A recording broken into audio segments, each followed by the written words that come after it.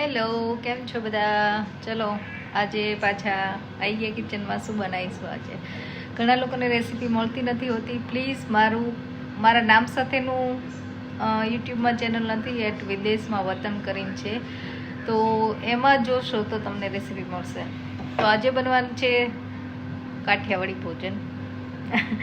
સાદું સિમ્પલ કાંઈ નથી એકચ્યુઅલી. કઢી, ખીચડી અને બાજરાનો રોટલો બનવાનો છે. અને થોડી કાલના લંચની પણ પ્રિપરેશન કરવી પડશે, કેમ કે આ કાલથી બધાને સ્કૂલ સ્ટાર્ટ થાય છે. યસ, ફાઇનલી વેકેશન પૂરું થઈ ગયું અને કાલથી ચાતને સ્કૂલ ચાલુ થઈ જશે. એટલે સવારમાં રશ પણ વધારે હશે.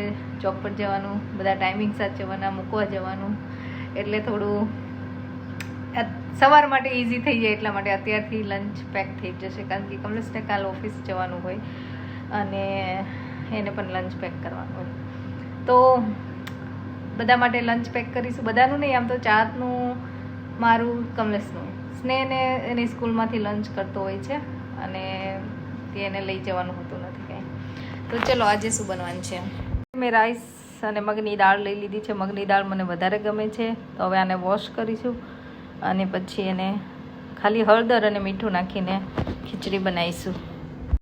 તો આ રીતે, જો આમાં માપ કેટલું લેવાનું, ખીચડી સરસ ડેલી બનાવી હોય તો 1 વાટકી, તમારે જે વાટકી ખીચડીનું માપ લીધું હોય એમાં 3 અથવા તો 3.5 વાટકી પાણી જોઈએ, તો એકદમ સરસ ઢીલી ને સોફ્ટ ખીચડી બને. તો આ હળદર અને મીઠું મેં નાખી દીધું છે અને that's it. ઘણા ઘી આમાં નાખતા હોય છે, પણ અમને ઘી થઈ ગયા પછી એડ કરવું વધારે ગમે છે અને ગરમ ગરમ ખીચડીમાં ઘી નાખીને ખાવાની બહુ મજા આવે છે. તો આને હું હવે કુકર બંધ કરી દઈશ. ખીચડી થઈ ગઈ છે મસ્ત.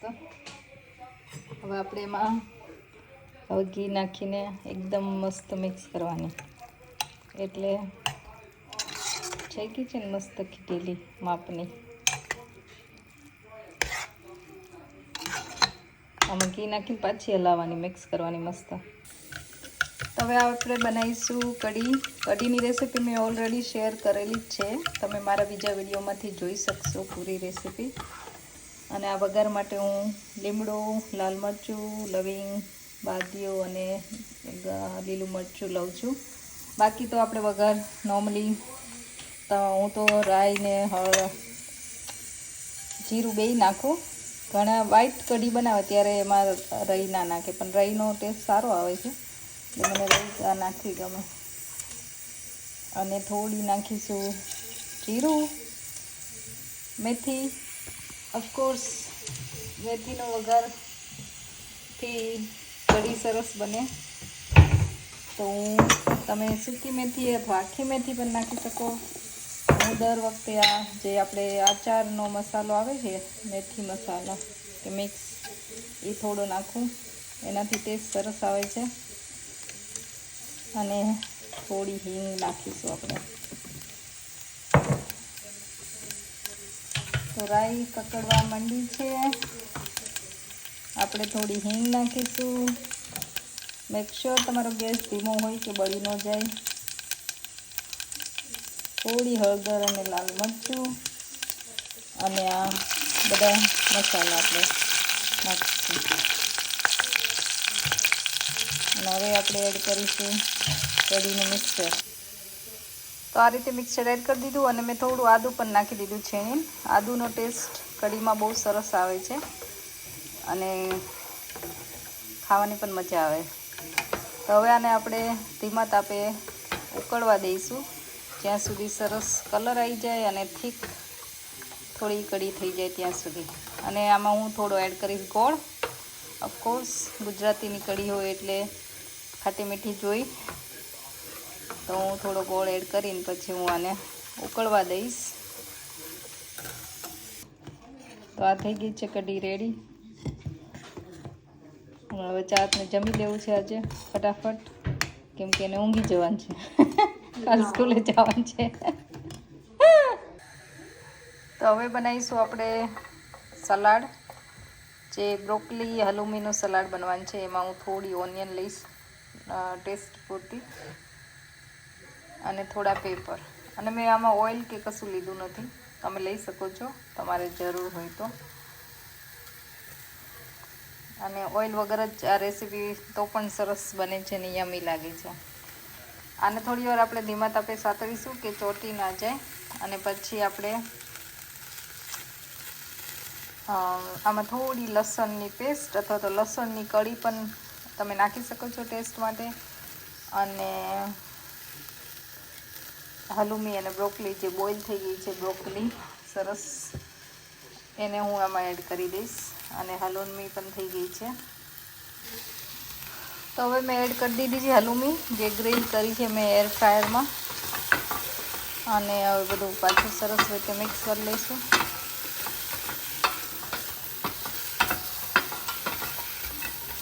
ક્રન્ચી વેજીટેબલ જ રાખવાના છે.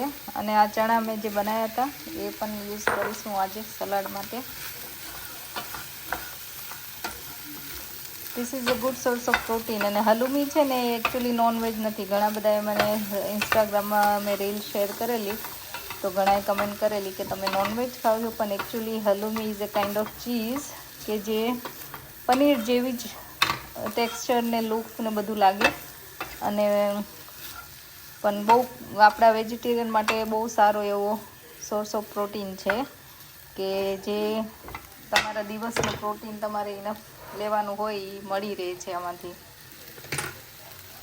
અને ઓલ ટાઈમ ફેવરેટ શેઝવાન ચટણી મિક્સ કરીશું બધું. અને આપણે હવે બ્રોકલી એડ કરીને સોલ્ટ જરૂર હોય તો જ થોડું એડ કરવાનું, કેમ કે હલુમી બહુ સોલ્ટી હોય.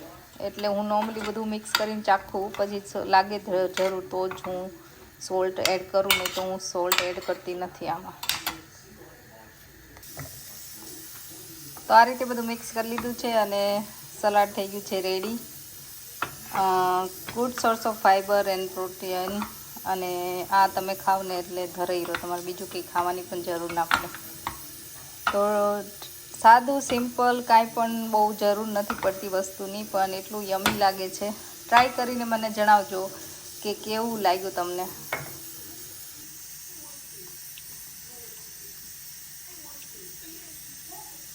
About going school tomorrow. Snehata ne?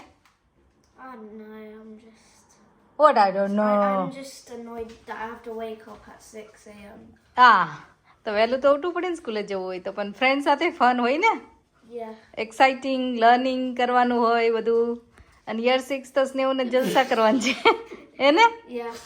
અને ચાર ને યર 10 માં Yeah. બહુ બધું ભણવાનું છે. તો ચલો આપણે આજે રોટલા બનાવવાની, ઘણા બધા મેં રીલ શેર કરેલી લાસ્ટ ટાઈમ. તો ઘણાના ક્વેશ્ચન હતા કે રોટલા તમે કઈ રીતે બનાવો છો, કે મારે તૂટી જાય છે. તો તમે વિડીયો તમે બનાવજો ને. તો આજે હું વિડીયો બનાવીશ કે હું રોટલા કઈ રીતે બનાવું છું.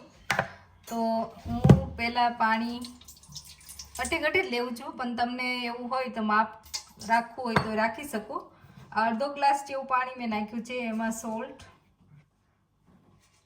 હું કેમ કે હું 2-3 રોટલાનો લોટ એક સાથે જ બનાવી દઉં છું, એ રીતે હું બનાવતી હોઉં છું. હવે આ મીઠું ને આપણે ઓગાળી દેવાનું.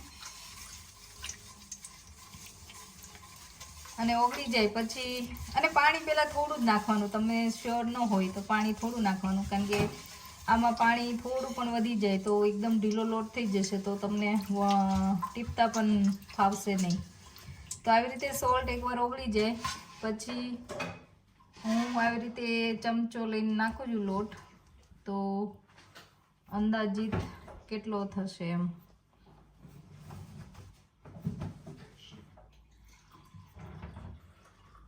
કેમ કે હું સોલ્ટ વધારે નાખ્યું એટલે હું 2 કે 3 રોટલા બને એટલું હું લોટ એડ કરી દઈશ એક સાથે જ. હવે આને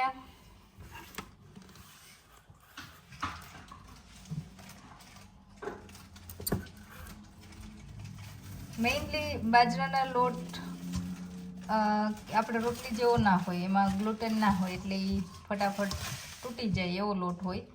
એટલે તમારે એને મિક્સ કરવાનો બહુ ટાઈમ સુધી, જેથી એમાં થોડું ગ્લુટેન જેવું આમ થાય અને રોટલો જ્યારે તમે વણો ત્યારે એ તૂટી ના જાય.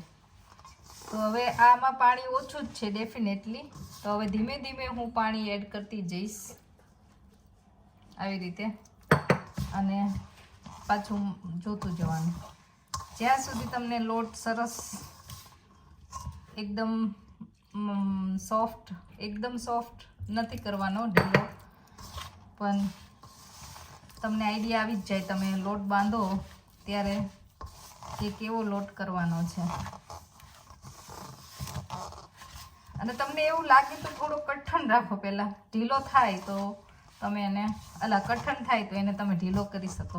ઢીલો થાય તો ઓફકોર્સ તમે એમાં બીજો લોટ એડિટ કરી શકો અને કઠણ કરી શકો, પણ બને ત્યાં સુધી એવી ટ્રાય કરવાની કે પહેલાં કઠણ રાખવાનો અને પછી ધીમે ધીમે પાણી એડ કરીને તમારે એને સોફ્ટ બનાવવાનું.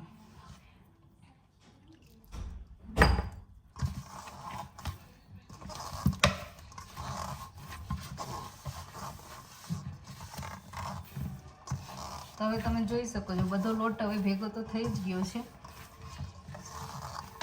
હજી મને કઠણ લાગે છે એટલે હું થોડું હજી પાણી એડ કરીશ.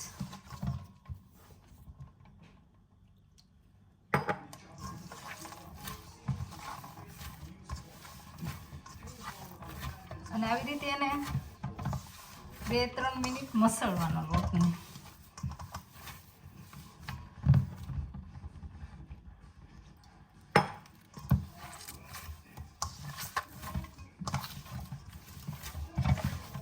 આવી રીતે મસળો તમે પહેલાં 1-2 મિનિટ અને પછી હું બતાવું લોટ કેવો થાય.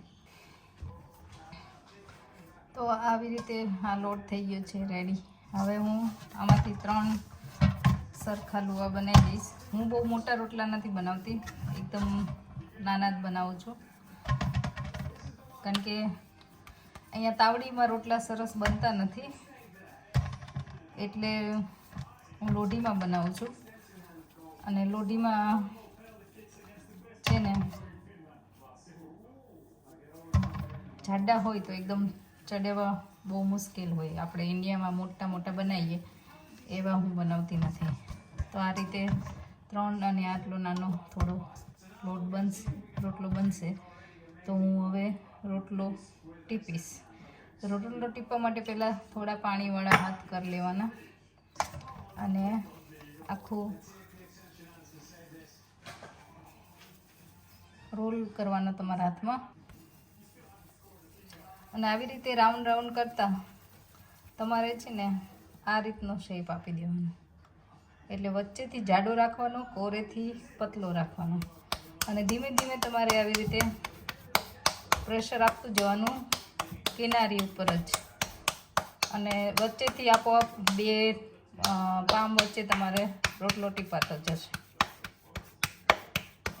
તો આ રોટલો જો 2 બાજુથી ચોટતોય નથી અને તૂટશે પણ નહીં, કેમ કે લોટ એટલો સરસ બને એટલા માટે.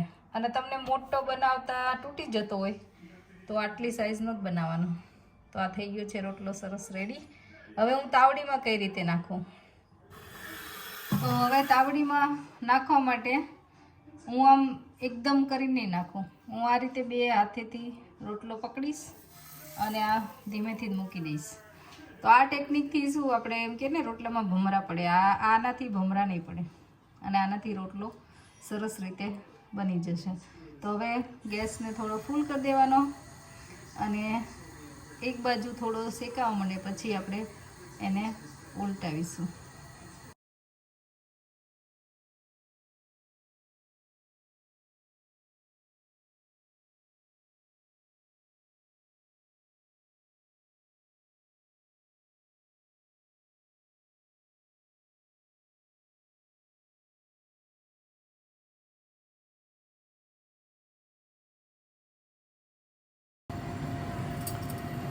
તો આ રીતે હું બનાવું છું રોટલા. અને આ જો નાઈસ એન્ડ ફૂલીને થઈ ગયો છે સરસ.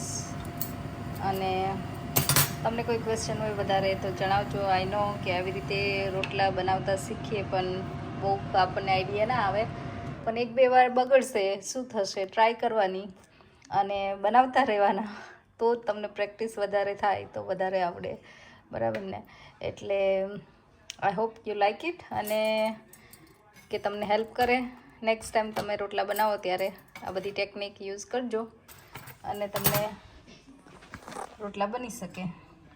હજી આપણે તોય જે આપણા મમ્મીઓ બનાવે કે સાસુઓ બનાવે એવા બનતા જ નથી કોઈ દિવસ. એ લોકો તો સરસ મોટા મોટા બનાવતા હોય, કેમ કે એ વધારે એમને બનાવેલા છે, આપણે ઓછા બનાવેલા છે. That's it. તમે રોજ બનાવવા માંડો તો તમારે રોજ પ્રેક્ટિસ થઈ જાય અને રોજ રોટલા સરસ જ બને. તો આવી રીતે ઘી લગાવીને ખાવાની મજા આવે, અને જો માખણ હોય તો કંઈક ઓર મજા હોય, બરાબર ને? તો આવા જ ફન વિડીયો અને યમી રેસીપી માટે જો તમને અમારા બ્લોગ ગમતા હોય તો please like, share and subscribe કરવાનું ભૂલતા નહીં. It's free. Thank you very much.